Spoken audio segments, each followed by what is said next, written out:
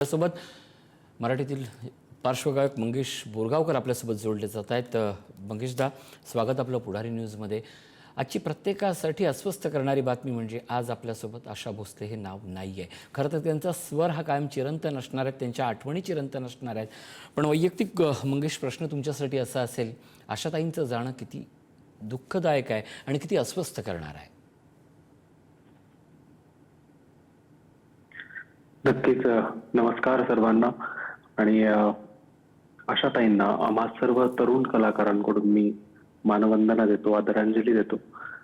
खरं तर आशाताईंबद्दल बोलण्याची पात्रता आम्हा कलाकारांची नाही आहे, पहिलेच नमूद करतो। कारण इतका मोठा सांगीतिक प्रवास आणि इतकी संगीताची, म्हणजे आमची वय नाही आहेत त्याच्या तिप्पट त्यांचा सांगीतिक प्रवास आहे।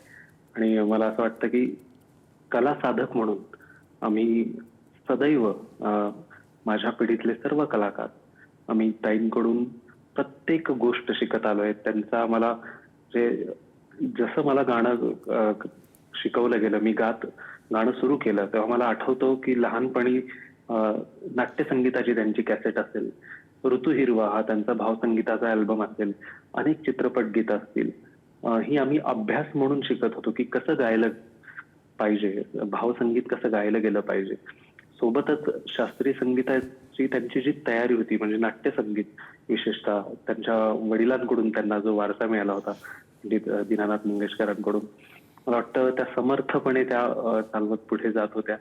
आणि प्रत्येक कला साधकाला, कलाकाराला वाटतं आशाताईंनी काही ना काहीतरी त्यांच्या गाण्यातून शिकवलंय आणि आम्ही खरंच भाग्यवान आहोत। सोबतच मला आठवतं 2009 साली मी अमेरिकेमध्ये कार्यक्रमांसाठी गेलो होतो आणि योग काय असतो बघा, की आम्हाला तेव्हा गाण्यासाठी त्यांच्यासोबत गायची संधी मिळाली।